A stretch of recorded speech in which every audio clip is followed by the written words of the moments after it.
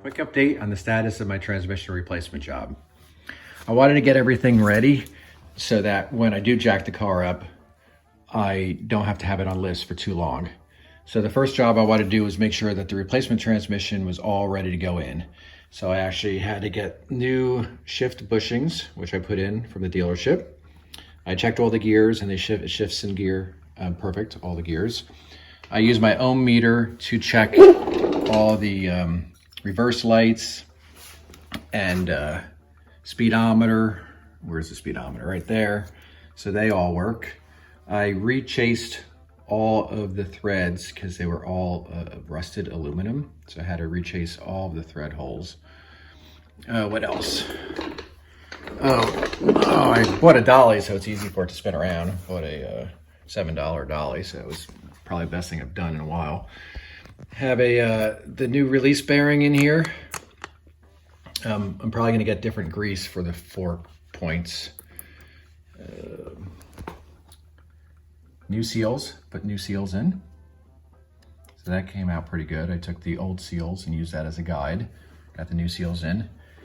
And what else? And I had to use the MX, the Mazda transmission, because the Ford transmission, I could not get the old CV axle out. It was like stuck, and I brought it to a shop. They couldn't get it out. We've tried everything, so I'm just gonna go with this one, and I replaced the seals. So this is pretty much ready to go in.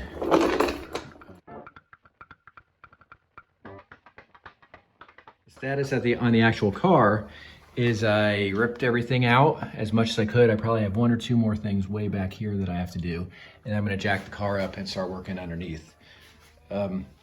Had to buy a Dremel drill because a battery tray, some of the nuts were all rusted really bad, so I had to just zip them off. And I removed the starter, and the starter's over here. This is the original starter, and it works. I did the bench test, it works good. I painted it a little bit, but it's, you know, it's old. It's a 25-year-old starter, but it's pretty easy to replace, so I'm just gonna use this one, and if I have to replace it down the road, I will. As for supplies and parts, I got the old spotlight working. Had to buy some new halogen bulbs at Harbor Freight. I only have 1 light on now, save a little energy. Got all my jacks. I borrowed my friend's air compressor because my electric pneumatic may not be strong enough to get the strut bolts off. I had to fix his compressor because, of course, when I borrowed it, it didn't work. So I had to get a new capacitor. I just put that in, and it works really well. Where's the blue capacitor? Oh, there it is. It's under there. And this is the old one. It was like 15 years old. So it was like 10 bucks on Harbor Freight. I got all my parts. I keep accumulating all my parts. They keep coming in from Rock Auto almost every day. And I got my tools all lined up. So I got pretty organized. And also I bought this little thing, which was at Ace Hardware. So now all my, some of my tools and stuff are nice and organized. I'm pretty happy about that. And I also freed up some space, some workspace. So if you go back,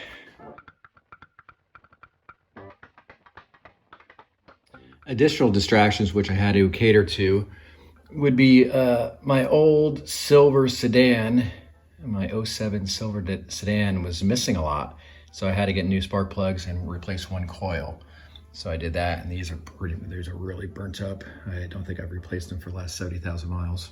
And my last distraction, which I had to work on now that the cooler weather's here and I can actually work outside, is I made myself a redneck shed just for my lawnmower, since I don't have any space. I had some old bookshelves laying around, and I wanted to make a bigger shed, and I just never got around to it. So I just slapped this together and just made a personal shed for my lawnmower. Easy, simple.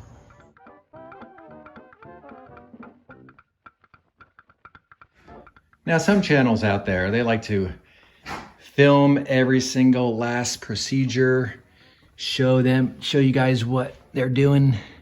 And I like watching those videos, but trying to make them, it's a little tricky.